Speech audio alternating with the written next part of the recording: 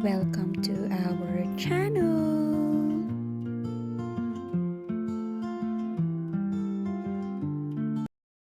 Good morning! It's a beautiful Tuesday. I think it's Tuesday because yesterday, Monday, no school for Brent. Walang pasok ang aking asawa. Kaya kami ay nagpahinga lang. I mean, hindi ako nag-video kung ano lang yung mga kailangan gawin, asikasuhin, at time to talk. Parang buong araw kaming nag-uusap. Pagkagising niya, nag-uusap na kami bago matulog. So, late na nung natapos. And, nagpahinga lang din. What else? Today's agenda, magluto ng food kasi gutom ang mga bata. Pero sila ay nasa bed pa, nakahiga pa. Ewan ko ba bakit sabing, I'm hungry. Tapos, ending, ang daddy ang nagpatulog kay Brent. Pinainom ng milk at water bago matulog. Pero, hindi napaihi. Mabuti na lang, may water protector or may protector yung mattress namin. So, 12:31 a.m. nagtanggal pa ako ng lahat-lahat. Now, I need to load. I need to finish the uniforms. Tapos yung mga ginamit ng winter storm, dinadryer ko lang. Tapos iloload ko naman yung mga bed sheets, blankets. Ay nako, yan na, nasobrahan na. What else? Wala tayong gagawin kundi magluto lang. Pero asikasuhin ko lang sandali si Bran kasi gising na siya, so I need to put pants on him. Ano pa ba? Basta babalikan ko kayo, mag-video ako ng pagkaya. Kasi pag nandito yung asawa ko, nahihiya din ako. At baka hindi siya comfortable na may camera.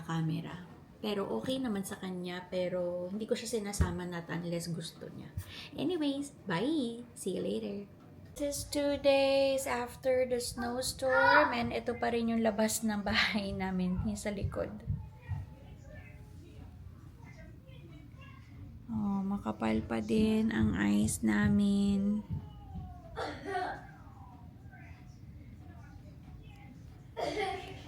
I'm pretty sure sa harap ng bahay ganun din because we're not removing anything or touching anything. We just stayed at home nung nakarating ang aking asawa from work. At syempre, hindi pa rin ako nakakapagluto dahil nag-change ng nappy ni Bran. Nag-hugs and kisses na good morning sa aking mag-ama. By this time, kailangan ko na magluto. Kasi time check, it's already 9:52 in the morning. See you later. Okay, nag-transform ang Inday. Kailangan nating mag-ayos at mag-dressed up dahil kailangan ng passport size picture for other documents. So, ang ating pa-outfit, hiniram ko yung shoes ni ate. So, ayun. Excuse nyo na yung mga kalat sa garahe. Dami namin tambak. Grabe ang yelo dito sa amin. Second day na after ng storm. And, ayan ang aming neighborhood. Ang aming sasakyan. Lubog. Ay. Ang taas ng yelo dito sa amin. May papuso si Mr. dyan, oh. Kita nyo ba? Dun sa may puno. May papuso. Ay, ayoko sana lumabas. Ang taas ng yelo. Pero kailangan eh.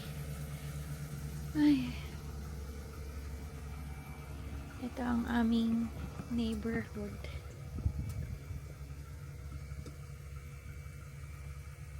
O, diba? 2 days na ang nakalipas after ng storm. Pero mataas pa din ang yelo dito sa amin kasi papasok yung neighborhood namin. So, malayo siya sa main road, interstate. So, walang naglilinis ng road.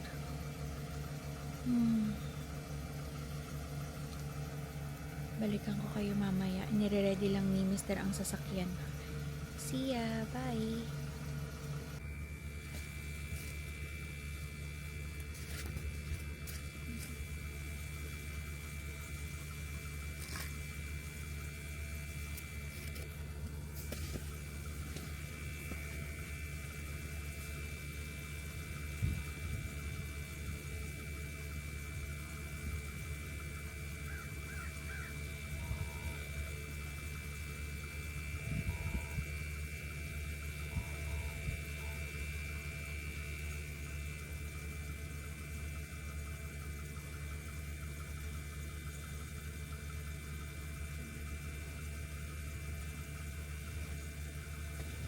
Grabe.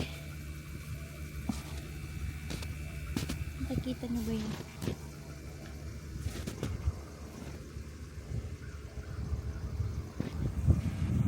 Humirap na ako ng mataas na sapatos sa aking anak pero lumulubog pa din.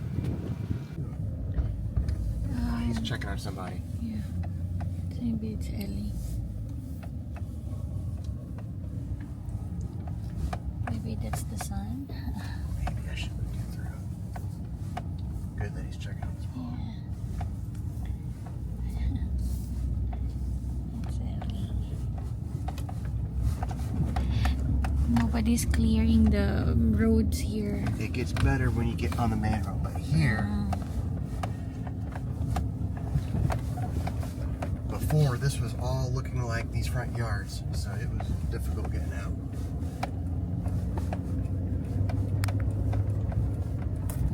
Let's see how it gets dramatically better.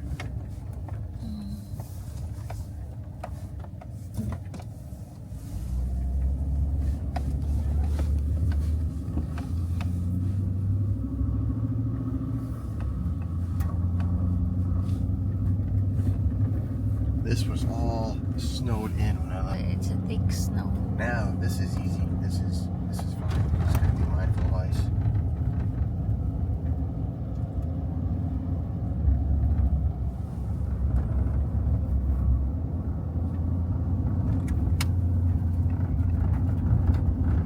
Look at that land full of snow.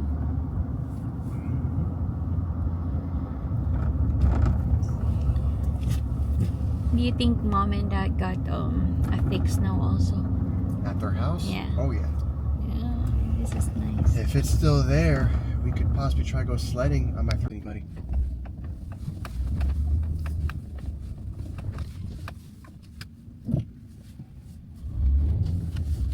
Did you hear that sliding? Yeah. That just shows you I'm at a four-wheel drive.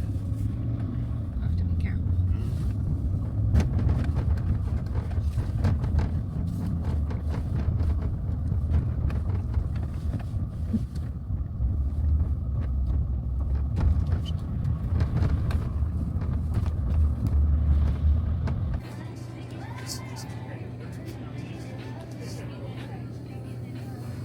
Great.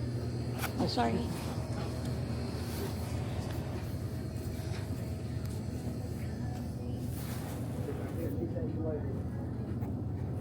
Malap. Nandito kami ngayon sa CVS. Nagpa-picture. Nagbabayad si daddy pero baka bumili na rin kami ng supplies dito. Nakabalik na kami dito sa bahay, mabilis lang. Nagpunta kami ng Walmart, ipapakita ko na lang sa inyo yung daan. 3 days na yata or 2 days na after nung snowstorm, pero sobrang kapal pa rin ng yelo sa labas. And sa area namin, dito sa neighborhood namin is walang nagtatanggal or naglilinis ng ice sa road.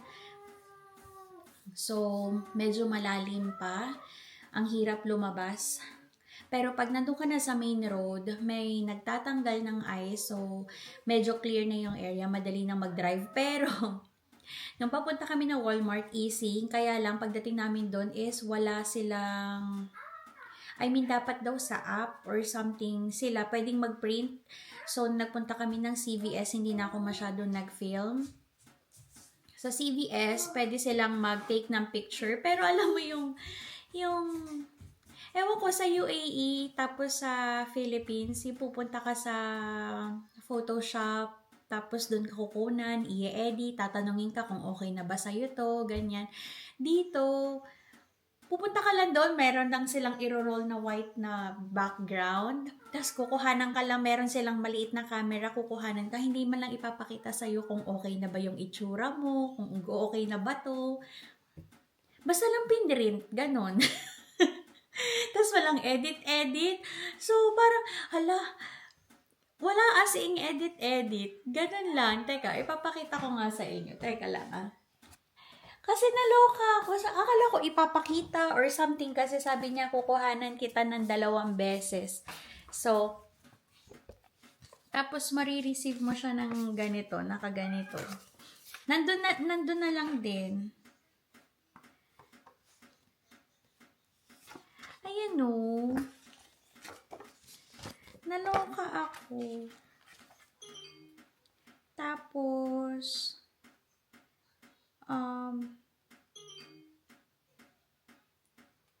hindi ko maintindihan to. 4x6 passport ID. Tapos certificate. Certificate for passport and ID. May bayad pala to. $792. Parang, bakit ganun? Merong, passport ID photo sheet. Baka ito yun. Ayan. Tapos, yung 6 copies na ganito. Ganyan. $17.99. Ayan, nandiyan siya. Kita ba? Tapos kung gusto mo ng digital copy na isi-send sa email mo, $3.99. Pero kung gusto mo siya sa thumbnail or ano ba yun? Hindi ko alam. Basta parang sa USB, ilalagay nila yung digital copy doon. $11 naman. Nakakaloka, no? Kasi sa Philippines, meron ako, ipakita ko nga sa inyo yung pictures na kailangan okay na okay yung itsura mo, presentable naman, but alam mo, hindi ka man lang tatanungin kung okay na ba to. Diyos me. Tapos parang ang dilim-dilim. Anyways. Yan. Si ate naman ngayon, kasi nga ayaw namin dalhin yung mga bata sa labas. Kasi katulad kanina, yung sasakyan namin is tinanggal ni daddy sa four-wheel drive ba yan? Konting yelo lang, muntik na kami ma-stuck, ma-stranded. Kaya mabuti din na wala kaming kasamang mga bata. Baka sila na lang ang bumili ng mga kailangan. Kasi kailangan namin ng water, eggs, ano pa ba? Yun lang yung naisip ko.